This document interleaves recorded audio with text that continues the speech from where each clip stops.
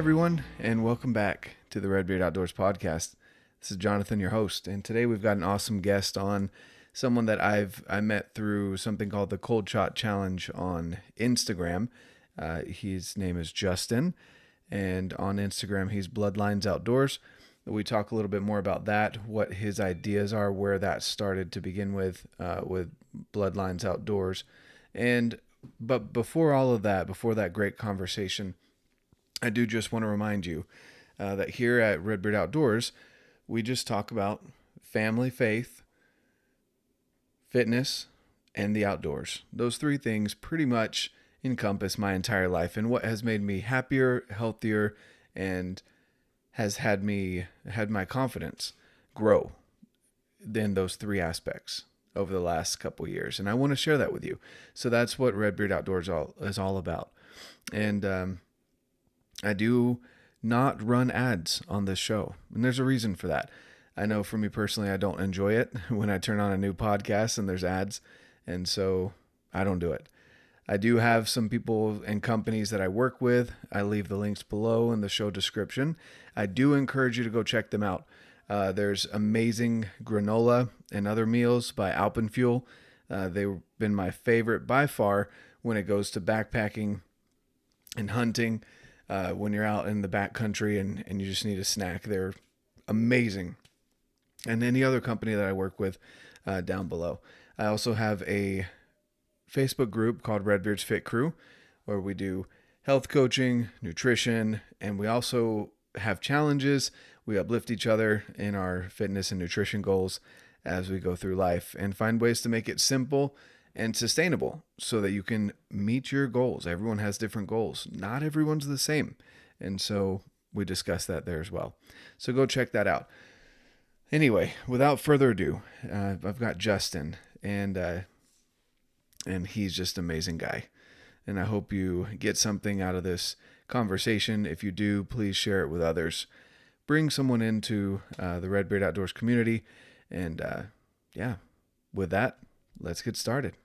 Awesome. So we've got here Chester. No, I'm kidding. We've got Justin from Bloodlines Outdoors, someone that I met this last year in the Cold Shot Challenge. We'll talk a little bit more about that.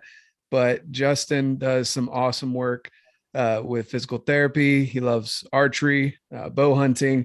He's got a family. He's into fitness. So kind of pretty much everything that we talk about here on RedBeard Outdoors. So anyway, talk to us a little bit about who you are, Justin. Yeah. So first off, RedBeard is the theme. I'm not as red as you, more of an auburn, but I'm trying, high goals.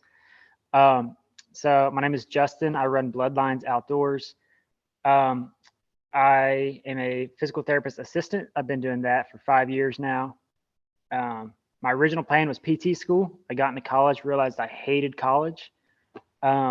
So I could do this in 2 years. So that's what I did. I jumped ship, went to a PTA school, got done in 2 years. And I've been doing it for 5 years now. I have a beautiful wife and a beautiful baby girl. She is 3 months old.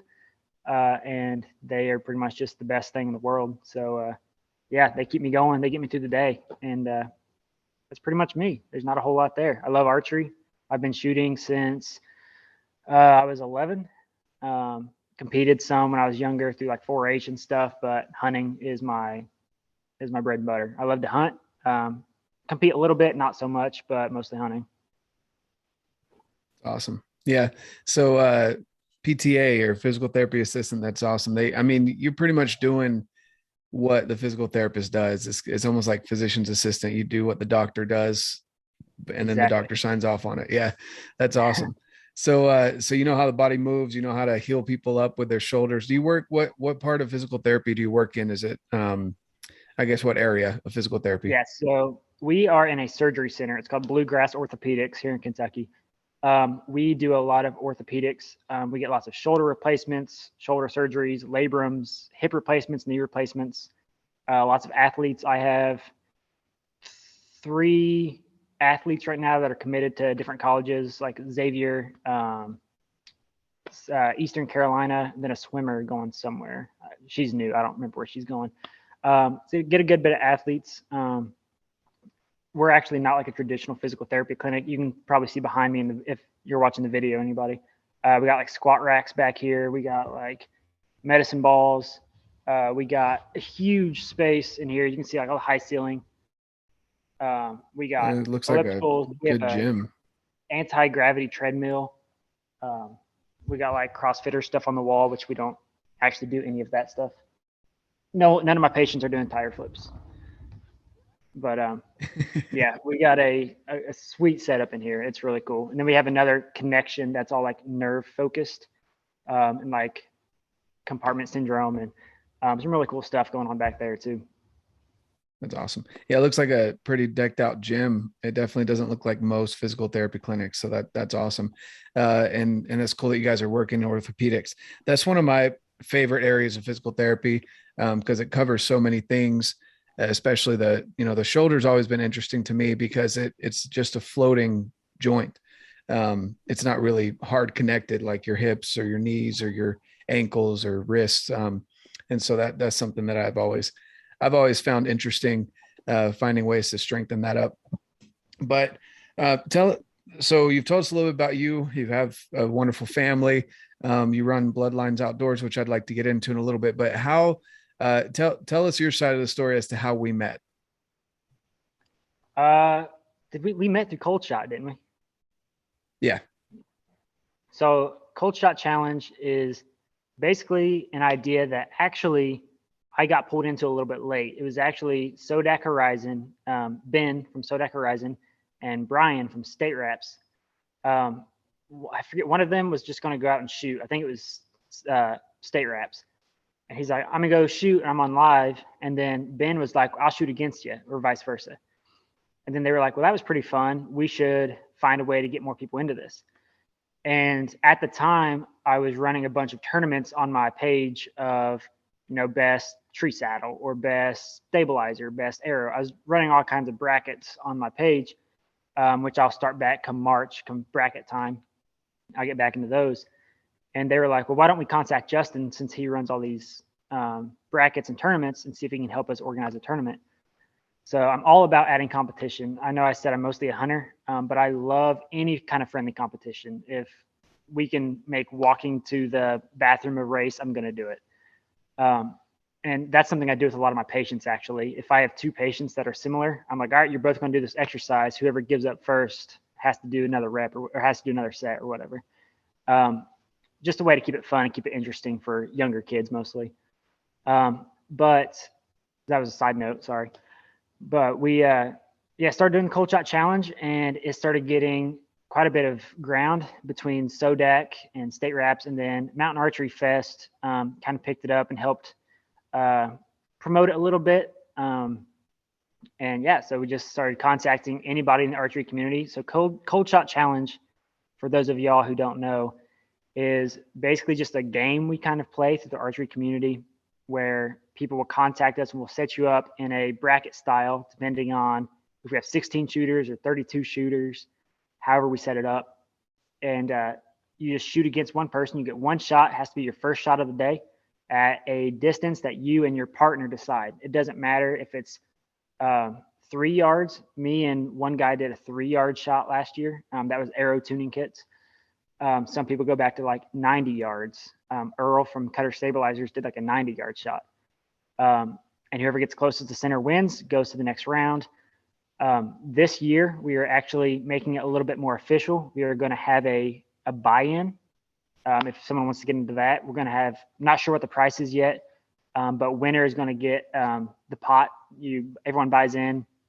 Winner gets a little payout or a cooler or whatever the prize is that month.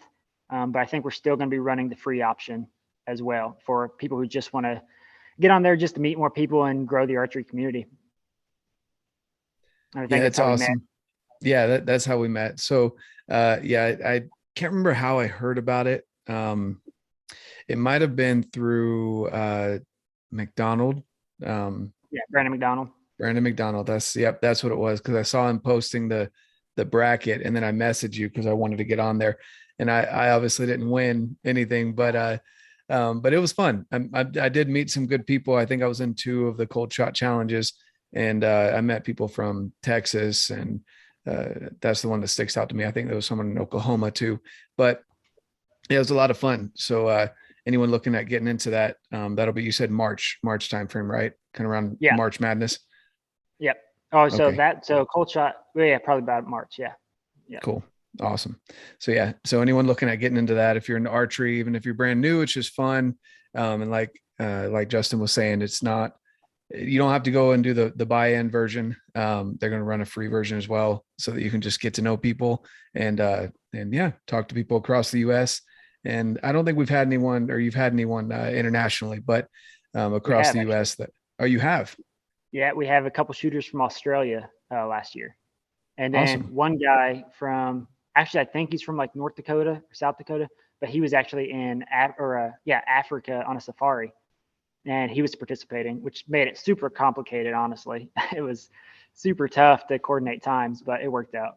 Yeah, lining up the times can be difficult. I've got a professor right now that's in, I want to say he's in like the Saudi Arabia area right now doing some service projects. And so he's up at 1 in the morning to teach our class for us at like 5 in the afternoon here in Utah. Mm. So yeah, it's interesting as you go across the world. But that's cool. I didn't know we had some international competition. That's pretty cool.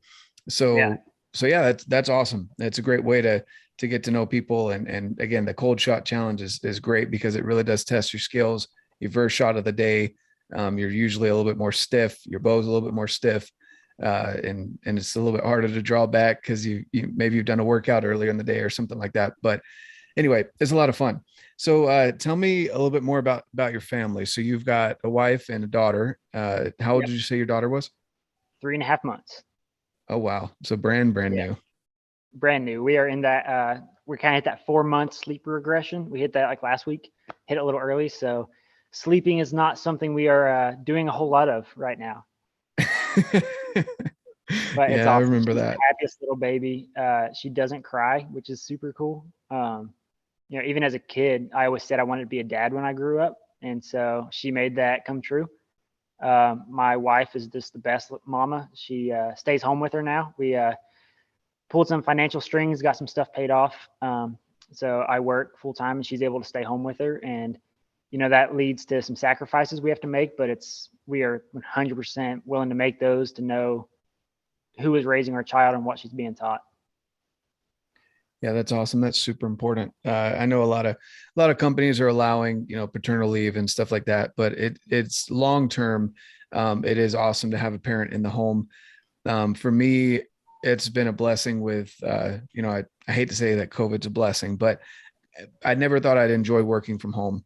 But my kids being able to be at the house rather than at daycare when they come home from school, some of them have half days, others do the full day at school, but coming home instead of going to another person's house, I know what they're doing. They're either doing homework, etc. I agree with you. That's definitely the way to go. So that's cool that you guys are able to pull that off. And honestly, like, so I'm the oldest of five, but I think the majority of families are better off if there's a girl first. And I know Yeah. that's a bold statement because, like I said, I'm the oldest of five and I feel like things turned out really well, but I know for the most part, I'm an anomaly and Yeah. having a girl first is definitely a blessing. And so that's awesome. So congratulations on that. And Thank you. yeah, of course. So what do you guys do as far as like with your family? How do you guys get outside? So obviously, your wife's still recovering from having a baby, creating another human being. Yeah. And it's cold right now. You don't want to get your 4-month-old baby out in the freezing cold. But before that, what is something that maybe you and your wife did on a regular basis to get outside? And you're in Kentucky, right? Yeah. Yep. Okay. Great state of Kentucky. Yeah. She is actually a much better hunter than I am. I don't know what it is. Because I will go out 50 times to her one, and the one time she goes, she'll see my shooter buck. And so she likes to hunt. She shoots a bow way better than I do. So like we even did a cold shot challenge, just me and her the other day, and it was the first time she shot a bow. She's a Matthews Prima. I got her last year for Christmas. It was the first time she shot it since she was 3 months pregnant. Um, and she smoked me on the cold shot challenge. I'm like, what the heck? I shoot every day. And she's like, I'm not even sure if this thing's still sighted in. And she like punched it right in the heart.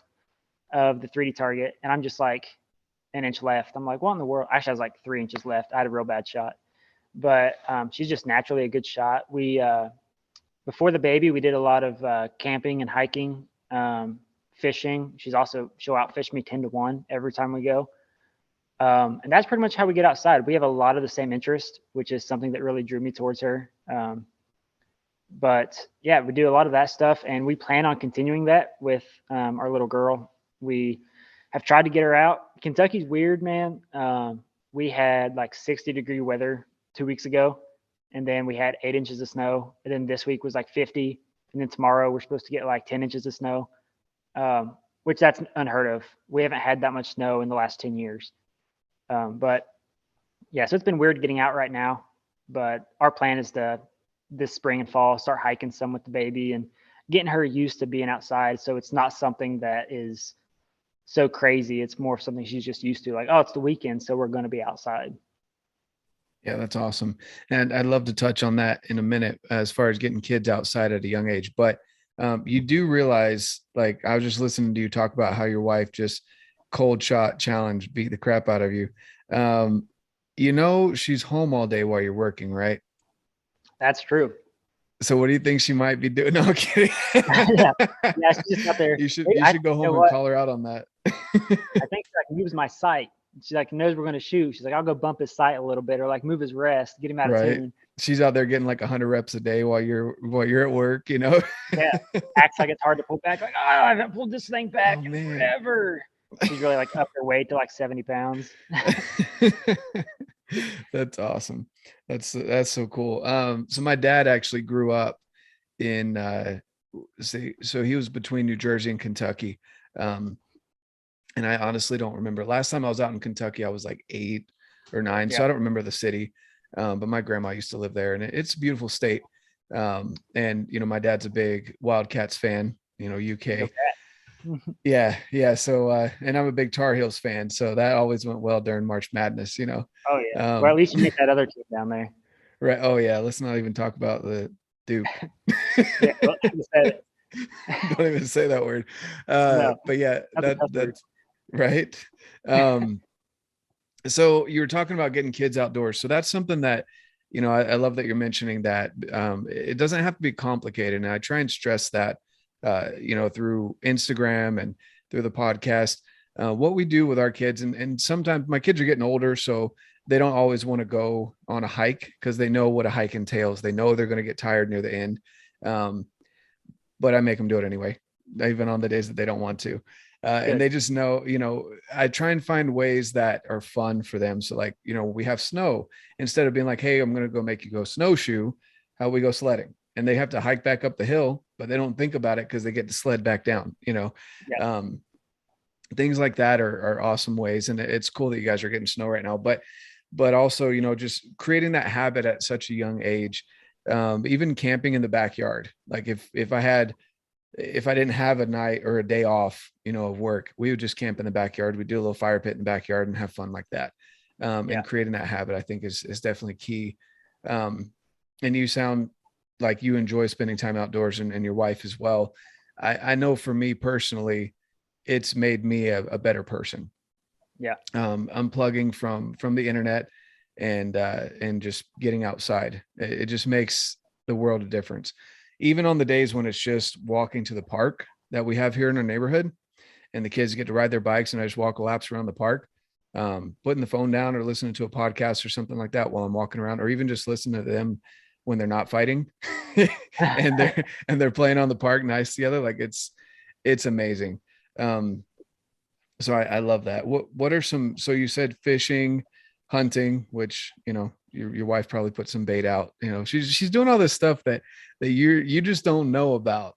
Right. Yeah, and that's why I'll tell you this quick story about her. We were hunting at my in-laws. Well, she was hunting. I somehow forgot my bow, which I always have my bow with me. I think she took it out so she could hunt. And she was hunting at the stand, which you could see from the house. It was like they had 20 acres, and it was about 120 yards from the house. But I go out there. She'd been out there for a while. I slide open the back door real quiet. I army crawl on the deck out there, grab a pair of binoculars, and there was a hay bale on the back deck, which was from our wedding, like a little square one. And I come up, I pull the binoculars up like this, and there's a deer down there, a little buck. And as soon as I pull his binoculars up over a hay bale, like literally this much of my head is exposed, it stops what it's doing and just whips up, looks straight up at me. And it's right below her stand. It's like 5 yards from her. And she's just standing up. She's twirling like this, like just nonchalantly. And she looks at the deer, look up. She looks at me, throws her arms up in the air. I can see her say, like, what are you doing? So I just like lay the binoculars down, like hide back down behind the hay bale. And I crawl back inside. I get a text. She's like, what are you doing? I was like, I was just checking on you. I thought you were going to shoot this buck. I mean, he was like a little 6-point. And so then I go up to the bedroom, and I'm looking out through the bedroom, and there's like a raccoon down there, another deer, I think it was a little doe. I want to say a possum or a skunk. And like all these animals, I'm like, are you just like a Disney princess? Do you just seeing all these animals just come to you? Like they're all just harmoniously living. There's like deer, skunk, raccoon, none of them afraid of each other, just walking around together. And she's above them all, just twirling, just like flapping her arms. I'm like, man, if I blink too hard, they see me. But Right. yeah, she's I was gonna say that, yeah, definitely got the Disney princess vibes going there. That's funny. That's awesome, dude. And it's cool to hear that she's into it as well. Like my wife tolerates it. You know, I say tolerates it. She's supportive, but she does hit her limit. She's like, okay, you know, you need to be home now, or you know, you just get that vibe. She never says that per se, but you can tell when your time is run out. So for sure. But that's cool that she gets out there with you and is enjoying that. So I imagine your daughter's going to be the same. I hope so. My dad bought her a bow before she was born. So just a little, like, it's pink, lights up from like Rural King. So that's awesome. She doesn't have a choice. Yeah. You've already got her pulling it back. Yeah, trying to. She fell asleep in church like this, and I was drawing like cartoon bows on her. That's awesome. That's so funny. That's so cool. So little known fact about me. I was actually looking at going into physical therapy. When I started my studying, my student career is what it's turning into. I'm spending way too much time and money in school, but you know, I always laughed at people that spent too much time. I was like, I'm going to knock my bachelor's out in 3.5 years, not going to spend 6 years on my bachelor's. And I did. But anyway, ended up not getting into physical therapy school, and changed course to get my MBA and go a different route. Why physical therapy for you? I'm kind of interested in knowing that. Yeah. So it's kind of an odd story. It's kind of a couple compartments of it. So I have this bad habit of just making a decision of like, I'm going to do something. And then after I start it, I'm like, I'm not sure if this is what I want to do until I get some kind of confirmation. So my best friend in high school, he had some kind of knee surgery. I don't remember what it was now. It was 10 years ago or 12. And we lived in Southern Kentucky, kind of Southeast Kentucky. There wasn't a whole lot of resources for therapy. So he's like, why am I going to keep driving an hour for this therapy? He's like, you seem to know what you're doing. And I was like, I have no idea what I'm doing, but I can give you some exercises. And I probably broke like every protocol that we were supposed to do, but he got better. And so while we were doing that, I was like, well, this is kind of fun. Maybe I should study this. And then I went to a small Christian college straight out of high school, which was kind of dumb. I loved it. It was Asbury University. It was a wonderful time, but it was super expensive, and I was pretty undecided. At the time, I was studying exercise science with an emphasis in kinesiology, so I could apply to PT school. And I was also studying like youth ministry classes. Not really sure how I was going to combine those two. Those are just like my two interests. And then I was like, man, I really hate school. I don't think I want to do this for 7 years. So after 1.5 years, I was sitting there talking to my roommate, and I was like, I think I want to do maybe PTA school. It's only 2 years. And it wasn't 5 seconds later, my mom called me and she was like, hey, I think you should go to PTA school.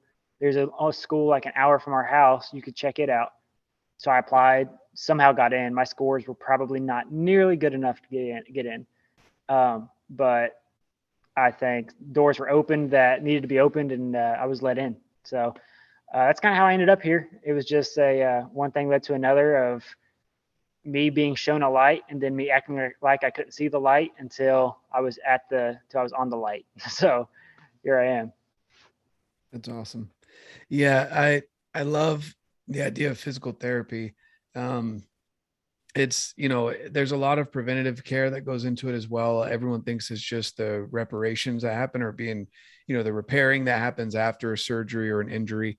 And that's a big portion of physical therapy, but there's a lot of key things too that if you apply, you can, prepare your body rather than having to repair it. And Absolutely. That's what so we say is prehab instead of rehab. exactly. Yep.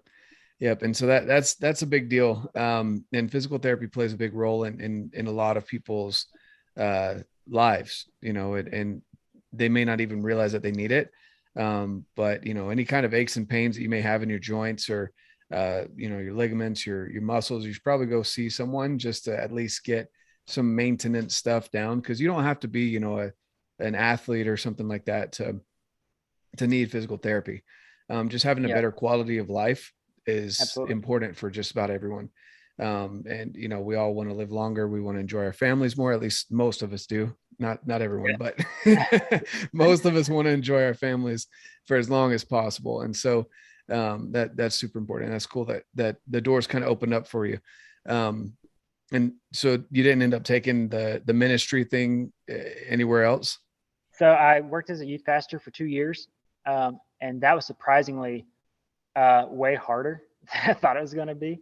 I was in a small church in Ohio, and it was like I did an internship there, and it was like 20 kids, and then I came back like 2 years later, and there was 5 kids. There had been this big like falling out with the church. They basically didn't have the budget to hire a youth pastor, and they were like messaging me like, "Hey, the kids know you, the ones that are left. Would you be willing to do this for the summer?" I was like, "Yeah, absolutely." And the kids were awesome, but it was just so much harder work than I ever imagined it was going to be. And I kind of realized that I was in ministry for the wrong reasons. Not that there's necessarily a wrong reason to be in ministry. I think every Christian is called to be a minister in their own way. But I just didn't want to grow up. I thought, oh, it'd be fun to be in the youth group forever and like play basketball every Sunday night and like go to the theme park and go to these events all the time. Basically, I just didn't want to grow up. And I realized that I was in it for the wrong reasons. And if I was going to get serious about it, I needed to make some life changes. And so I feel like I still have some kind of calling towards that. But what I have geared that to is kind of towards my channel. I haven't really got into it yet because I'm still growing my channel, and I have so many ideas right now. I'm trying to work them all together.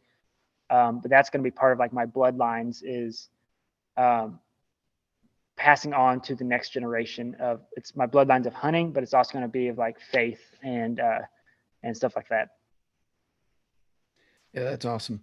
Yeah, I love that. And I definitely want to get into, where Bloodlines Outdoors and all that came from, for sure. Cause I know you've got some awesome ideas, and we've kind of talked a little bit, and you've shared some, um, but yeah, that's, it's interesting to me how we go into things thinking one thing, just like, with the ministry idea of you realized you were in it for the wrong reasons. You weren't in it for the money, which is usually what most people are in any job for, right? When they say Right. they're in it for the wrong reasons. But you were just thinking that you would be able to hang out with the kids forever and play basketball and do all that fun stuff. And Yeah. Definitely whereas not. I was going to say, yeah, whereas tapping into the hearts of youth is not easy. No. I grew up, and I'm a member of the Church of Jesus Christ of Latter-day Saints, aka being a Mormon, right? So most people know us as. And I went to seminary, early morning seminary. I can only imagine being the teacher for early morning seminary. Like these kids at 5:30 in the morning, school kids that are in high school, don't want to be there. Half of them are wrapped up in blankets anyway, and you're trying to speak to their souls, about the scriptures. And uh, I remember, and I'm still in contact with some of my teachers. They had a calling for it. They knew how to touch us, in that way to let us know the word of God at 5:30 in the morning, which Yeah. even now it's still hard for me Yeah. to make that time first thing in the morning. I'm like, until I get my workout in, like it's hard for me to function at all. But Yeah. But yeah, that's awesome, dude. That's cool that you had that realization, but at the same time, I'm seeing kind of a recurring theme here where you enjoy serving others, and that's a lot of what physical therapy is, Oh yeah. and obviously ministry, but physical therapy is a lot of service. Yeah, you get paid for it, but at the same time, all day, every day, your job is to heal people and help and provide them the tools that they can take home to get better themselves. And you're literally sometimes doing things for them because they can't do it, whether it's a hip replacement or reattaching ligaments and tendons, and they haven't quite figured out how to move their arm again or whatever it is. You're doing things for them. So has that kind of been a theme in your whole life? Pretty much just service in general. Yeah. And where did that start? Yeah, I'm not really sure where that started at, but we actually have this big poster hanging up here right now. It says "Serving athletes of all ages," and that's kind of our motto here. Is we are all athletes in our own regard. Doesn't matter if you're a 10 years old soccer player or a 100-year-old grandma. Your activity is what makes you the athlete. So if that's wanting to kick a soccer ball harder, or if it's wanting to get down on the floor and play with your kids. Um, I had a therapist one time tell me 80% of therapy is hanging out with people until they feel better. And that's not exactly true. There's a lot more of it to that, but there is a big part of therapy that is just being there to help someone through probably the hardest thing they've gone through in a really long time. They've never been in this much pain for this long or this uncomfortable. So convincing them mentally that this is going to get better. Like me and you working together, we're going to make this knee bend. We're going to make this shoulder pull. We're going to make this back move, whatever it is. It's I'm here to help you, but you've got to help me in return. It's a team effort. I can't do it all for you because I'm seeing you somewhere between 1 and 3 times a week, depending on the issue. You're with yourself all the time. You've got to put in the work, and convincing someone to do that. That wasn't really what you asked, but I don't really know where the service part came from. I've always just enjoyed people. I like people. I like being around people, talking to people, meeting new people. And I guess it kind of goes back to faith is, I mean, God wouldn't turn anyone away. Like Jesus wouldn't turn anyone away. So I think keeping an open mind and wanting to help everyone help themselves in general, whatever that goal is, I think it's just been something that's is just kind of instilled. I don't think there was a time that started. I think that was just a gift that God gave me as a part of my heart when I was made. No, I agree with that. And you hit on something earlier too that stuck out to me because I was the same way, where you were saying that ever since you were a kid, you knew you wanted to be a dad.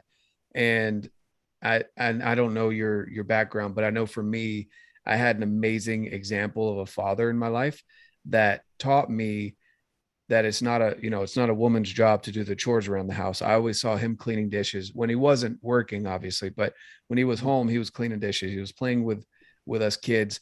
I saw him playing Polly Pockets and Barbies with my sisters. He was this big burly ex-Marine.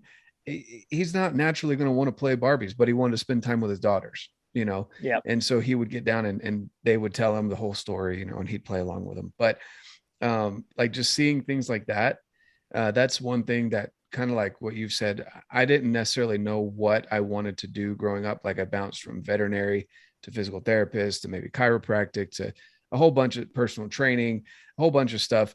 But I did know that I wanted to be a dad, and, Yep. and so it sounds very similar. And that's in and of itself, if you're a good dad, that's a life of service. You're Absolutely. giving up so much time. Your wife is giving up so much of her time right now to be a full-time mom. And that's some people call it a thankless job, because you don't get paid for it, and you're Yep. literally at the beck and call of your child, 24/7.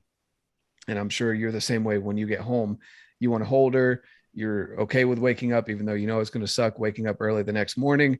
You're Yep. okay with getting up in the middle of the night and holding her to feed her or whatever it may be, in the middle of the night. And I think that's awesome.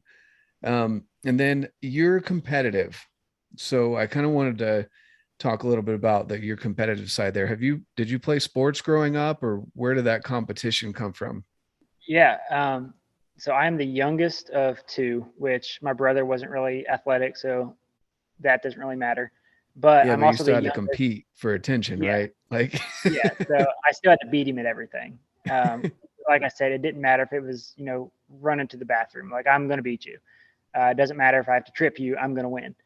On top of that, my extended family is pretty big. My mom is one of 13. My dad is one of five, mostly boys. And I am the youngest out of all of them, except for one who's 1 month younger than me.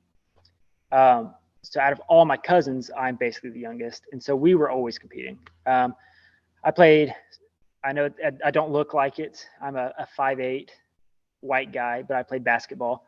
Does not mean I was any good, but I played. And then just any sport, like in my truck, I drove in high school. In my toolbox, there was cleats, a baseball glove, a baseball bat, football gloves, basketball, extra change of clothes, a soccer ball. Didn't matter. Whatever it was, I wanted to play it. But that was just a way to connect. Like I said earlier, I love people, and I like getting to know people. Doesn't really matter how. I just want to get out there and play. So the competitiveness has also been a crutch I've had to deal with a lot. I don't know how true this is for you, but having some red in me has meant I had a temper for a little bit. And competitiveness brought that out to the worst of the worst. Like, I got to where, like, I was never a person with very colorful language. And then I'd be playing pickup volleyball with like a church rec league, and I'm like chewing out my teammates, like yelling insults at them in ways I didn't know you could even yell insults. So that was when I was in college, and I had to take a step back and be like, all right, Justin, like, you shouldn't care this much about rec league volleyball. So competitiveness has just been part of my whole life, and learning to step back when it becomes a hindrance to me and becomes like I'm going to lose a relationship, a friendship over something so minuscule and dumb. That's been a real eye opener of competitiveness doesn't always mean good. Like, having a good drive is important, but there's a difference in being a butthead about it and just caring to win. yep, no, I agree with that too. And it's, yeah, I always laugh and say, that phrase, fire in your bones. I'm like, yeah, I've got so much fire in my bones, it comes out in my hair. Yeah.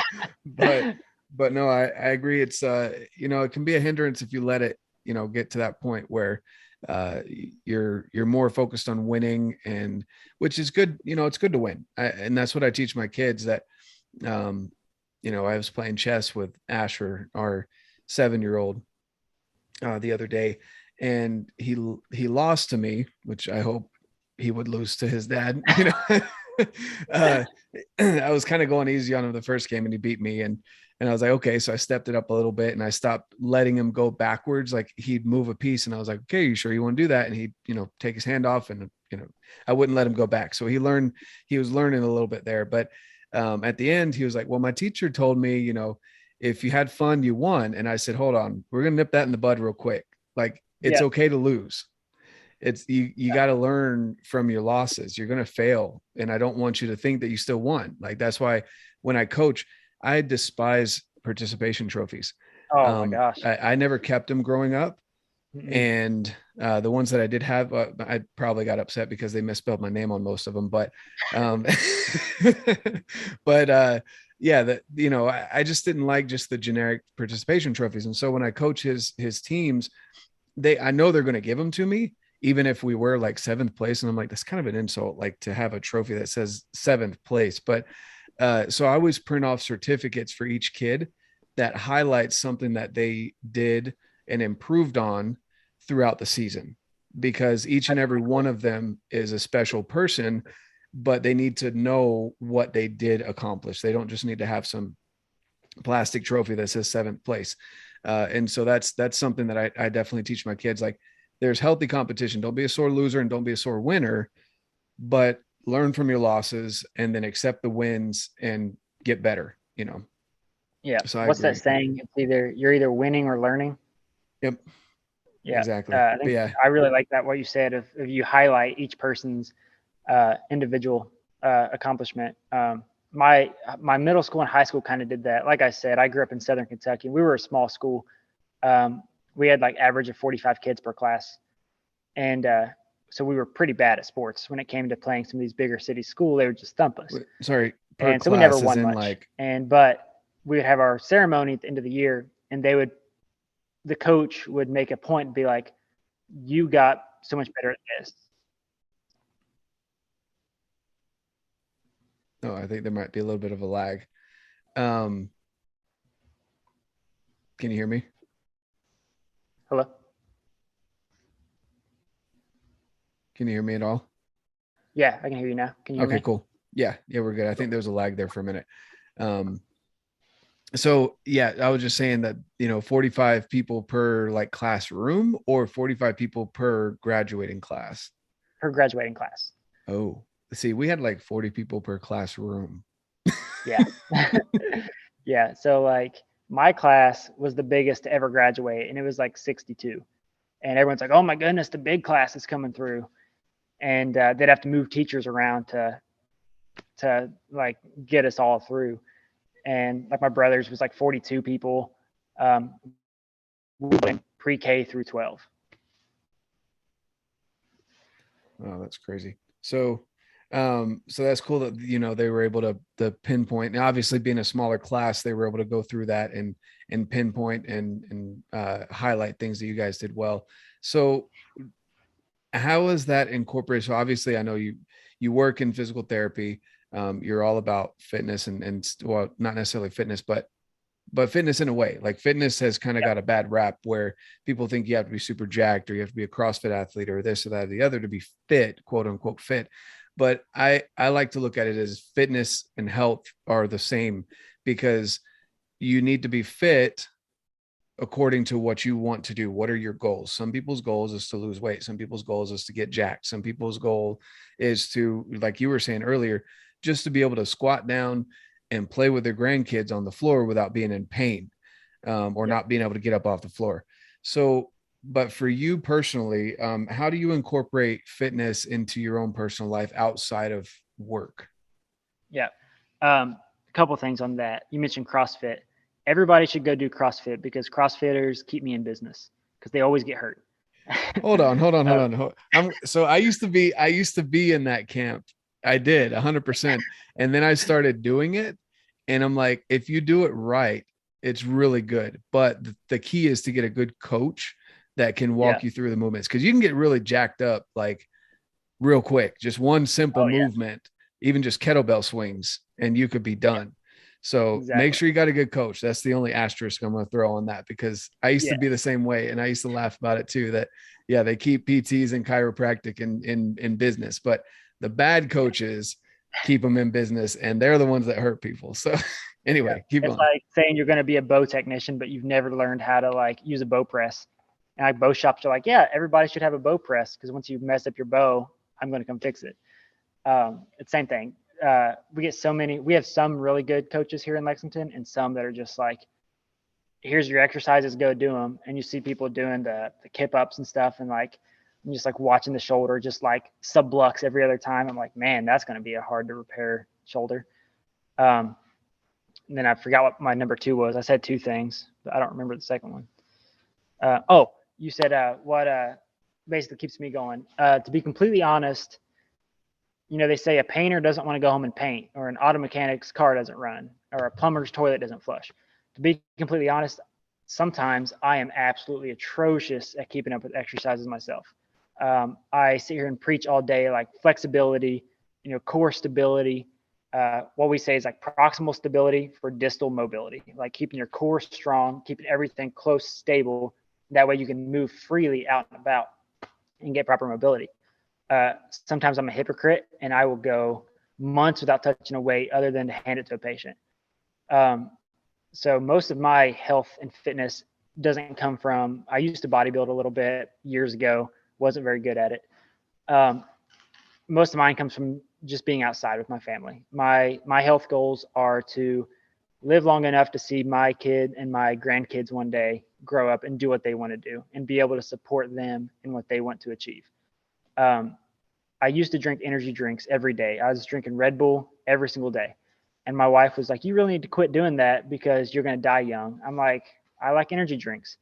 But then she was like, once we got pregnant and we were about to have our baby girl, she's like, if you keep drinking those, you won't get to see her grow up. I was like, you're right. So I pitched it and I haven't had one since. And that's been about 8 months. So, like you said, each person's goals are different. My goals are no longer to be able to run and compete in like these Spartan races and do so many like burpees and stuff. Like I'll do them, and I think they're very good to do. But on the other side, my goals are much more like simple right now because I have so many other responsibilities. And I think once I get caught up on some stuff, I definitely want to get back into more weight training. But to be completely honest, right now it's more just staying active enough to do what I need to do with my family. Yep. And being able to shoot your bow. Yes, absolutely. Right. I definitely do. I do shoulder work. I do rotator cuff strengthening, and I have a little bit of a infraspinatus catch. So I Mm. do like foam roll on it. I cup it sometimes, or I do dry needling. I do stuff on it, or have one of my coworkers work on it because sometimes that gets achy. Yeah. No, I got you on that one. Yeah, that and Hurts with that the and job. that's key. That's key as well because again, everyone's goals are different, right? Like Yep. you want to I'm going to kind of just anyway, call you out a little bit, but you're like, I want to grow up and see my kids grow up. And I'm like, well, I want to be the grandpa that outruns my grandkids. Like, and Yeah. so, but no, I get what you're saying. That's all in jest. Right. But Yeah. I just, Don't get me wrong. I don't want to be just like sitting on a walker or sitting in a wheelchair, like holding my grandkids. I want to be very active as well. I should clarify that. But yeah, yeah, you I'm got me just on messing with you. I'm just messing with that. you. But no, you're going to be the grandpa that's on the porch ruining their hunts while they're calling in all the, no, that's what you're going to do. They'll be like, grandpa. Yeah. Oh man. But no, that's awesome. And again, it's everyone's goals are different. Everyone that I talk with, it's awesome to hear their goals, and it can be so simple, and I do health coaching on the side. And the people that I talk to, I'm like, look, I used to think steps were gimmicky. I really did. I thought it was a dumb thing to track, but now it's because I was so focused on how silly the number sounded. But now that I look at it as a reflection of movement rather than just steps themselves, but like, what are you doing? Are you up on your feet, for that amount of time? I challenge people. I'm like, just for the next week, get your average. If you haven't ever tracked your steps, get your average. And I say, okay, great. We meet within a week. And then I'm like, okay, well, if you're not at 10, aim for 10. It's going to stretch you. Your legs are going to be a little bit more sore than you're used to.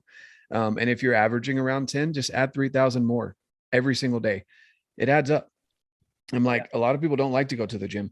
For me, I love it, but I don't expect people to enjoy it, especially not now when they're all crowded. But yeah, it's super simple. It really is. And it doesn't have to be complicated. And I love that you've got that simple just idea of you want to pass on your knowledge, your hobbies, your lifestyle to your kids and your grandkids, and you want to see them do the same. They may not follow your steps 100%, but you want to be able to see them get to what they want. So, so talking about that, tell me a little bit more about Bloodlines Outdoors, and people listening, what it's about, how you came up with it.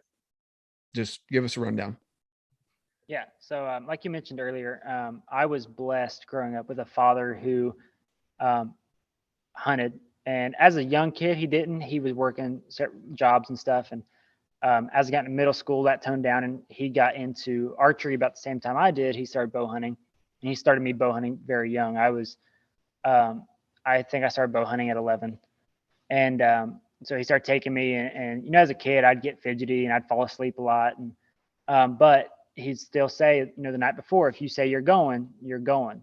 There's no changing your mind. So I'd go, and at the time, it was neither here nor there. And as I've gotten older and I have made it my own passion, and now it's something me and my dad can do together, or me and my wife can do together, or whoever, I realized that hunting is super hard to get into if you don't know anything about hunting. I had a buddy who his dad passed away when he was young, and he was asking me about hunting. He's like, well, how do I even get started? I want to bow hunt. And I was like, well, what do you mean? He's like, I don't have a bow. I don't know where to look for a bow. I don't know what camo to get. I don't know where to hunt. I don't know how to hunt. I was like, oh man, like this is kind of a problem. And if you look back over the last, I don't know how many years, the number of hunters has been declining by almost 2% every year. It's been a problem of, it's just been declining steadily. Um, until 2020, actually in 2020, and it upticked, and mostly due to COVID because people were home. You know, people are so busy that they were like, well, something's got to go, and hunting takes up time. But COVID, one good thing from COVID is people spent time together. They spent time with their families, and they were able to get out in the woods more. I'm not sure about the numbers on 21. I don't think those have been released yet since we're still technically in that season. But yeah, so talking to that friend and talking to some other friends who I've helped get interested in archery, they're like, what do we do next? So Bloodlines was started by me and one of my buddies helped me start it, Eli, who is also trying to get into bow hunting. He rifle hunted some, but I'm teaching him more about bow hunting. It's this next year, we got some really cool things planned, but it's taking those people who don't know where to get started and introducing them like these are budget friendly options to get started. This is how you find your way into it. Because like I said earlier, my one friend whose dad passed away, his dad hunted, but his dad died when he was 7. So he never had that opportunity. And he had a great stepdad, but his stepdad didn't hunt. So I don't want that bloodline, that tradition of hunting to just disappear. My dad hunted, his dad hunted, his dad hunted. And so it's in my blood. It's been passed down, and I want to pass it on to my little girl and whatever other kids I have, if I'm blessed to have any. So that's pretty much why I named it Bloodlines. It's literally passing down the tradition through our bloodlines. And for those who don't have it in their bloodlines, helping it get started in their own. I like it. That's awesome. Yeah, it's not, it's one of those things that we don't, and I say we, even though I consider myself still within the younger, as far as hunting age, group, because I've only been hunting at least out west, for, was it now 5 years, maybe at the most. And if I didn't have such a good friend that got me into it, I probably would have left Utah, to be honest with you. Because we were talking about moving back to North Carolina, which is where I'm from, and getting back out east and being around family and stuff like that.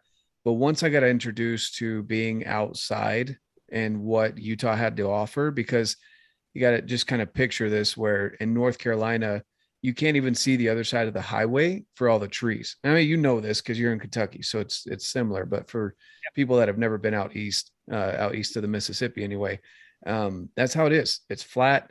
You don't see for miles. You don't have the great Rocky Mountains. You got the Appalachian Mountains, which I should have asked you how you say that. But I say Appalachian. People are like, the what? You mean the Appalachian Mountains? But yeah, exactly. Yeah. So you've got the Appalachian Mountains, which are a lot smaller. They're like foothills compared to the Rockies, but it's just so green, and you're surrounded by wildlife everywhere. And coming out here to where it was so dry, I was like, the mountains just aren't as beautiful. But it's crazy when you actually get into them, they are. And so, and you can see again for miles, you get on top of one, it just feels like such an accomplishment because you can see for miles and miles and miles. And anyway, I'm kind of going off on a tangent there, but going back to Bloodlines Outdoors, if I didn't have such a good friend that got me into it, and then of course I'm doing my own research, I've branched off and I've actually kind of gotten him more hyped up about bow hunting now, because I went all in on it. And he kind of warned me that was going to happen because he knows my personality, and he knows my addictive nature when it comes to things that are like fitness related and challenges and stuff like that. And anyway, so if I didn't have him, I probably wouldn't be as big of a hunter as I am now. I wouldn't have met the awesome people that I've met and been able to talk with, if he hadn't introduced me and been such a good guy. So that has been a blessing for me. And I think it's cool that you're starting this group. Is it officially a company or? No, it's just a brand I kind of put on, and Just kind of ran with it. We were tossing names around, and that one just kind of stuck. And so the last 2 years, I've really only been doing it for 2 years. And the first year was like 3 posts, and I had no idea what I was doing. And then the cold shot challenge started building up, and started helping get off the ground a little bit. And so this next year, I've talked to a few companies, and I'm trying to actually, I've picked out 4 hunters. I've helped 4 hunters buy a bow for the first time. I've taught them how to shoot. I've helped them pick out arrows.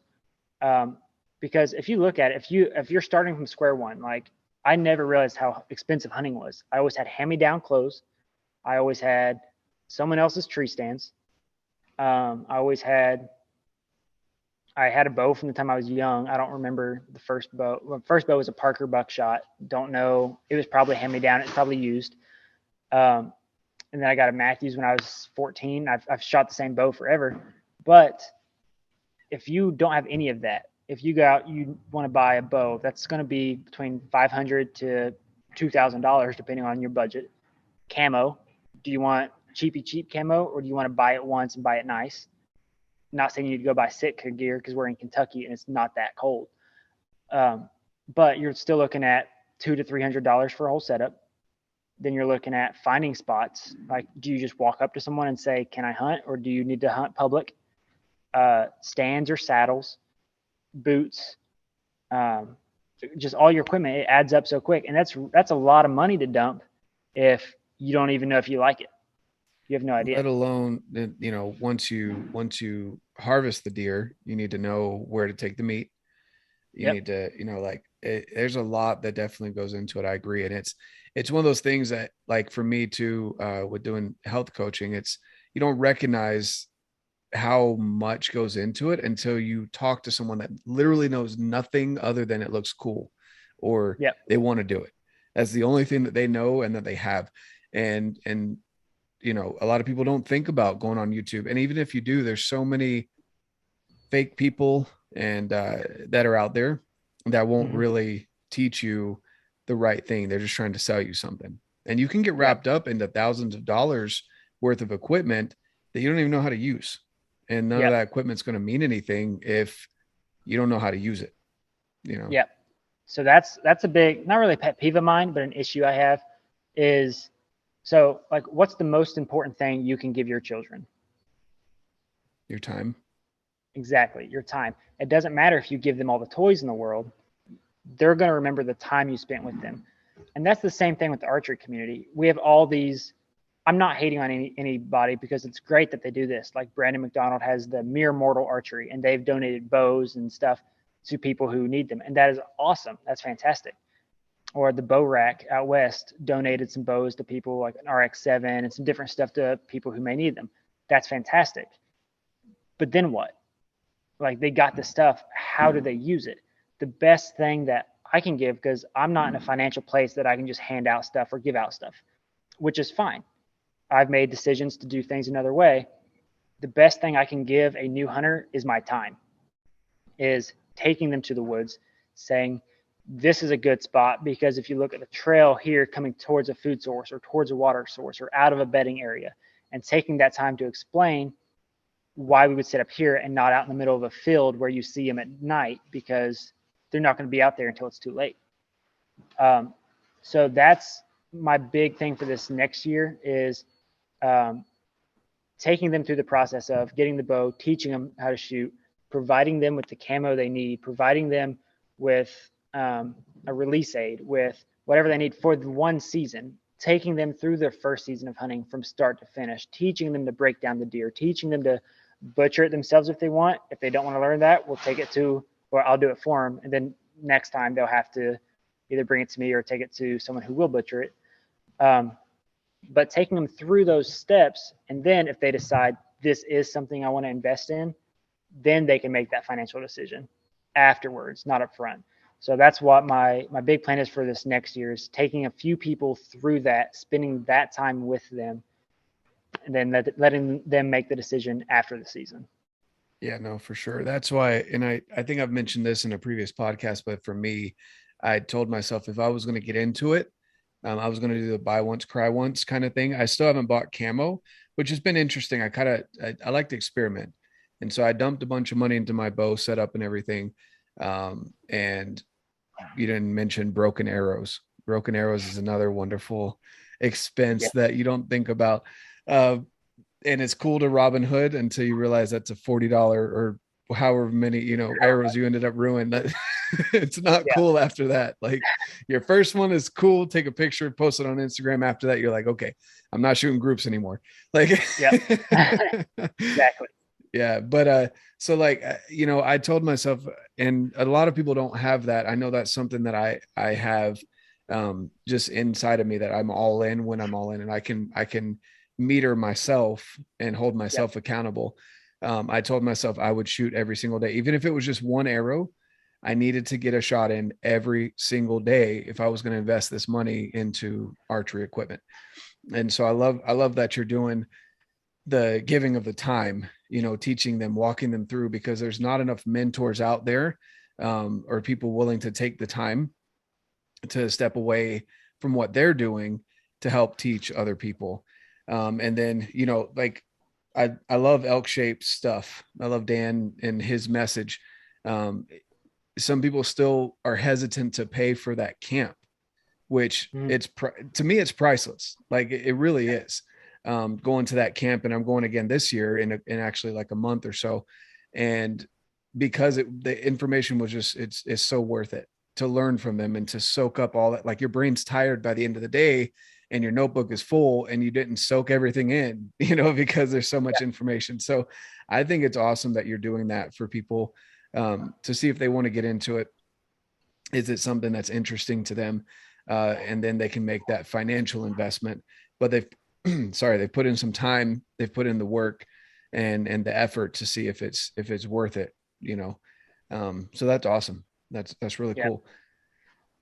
And going back to like my therapy, I told you earlier, I may see a patient once or twice a week, but they're with themselves every day. So same thing with the people I'm taking hunting is I'm helping them get started with a bow, their arrows, a target, and then I teach them to shoot. I get them sighted. I help them get sighted in, and at that point, it's up to them to practice because I'm not going to see them every day. The closest one to me is 45 minutes away, so you got to practice on your own. I don't have time to babysit you. If you want to do this, you've got to commit your time. I'm not asking for your money. I'm asking you for your time to yourself. And before I take any of them to the woods, if the longest shot we're shooting is 20 yards, I need them shooting like teacup sized plates at 30 yards. I want them at least 10 yards further with a good group.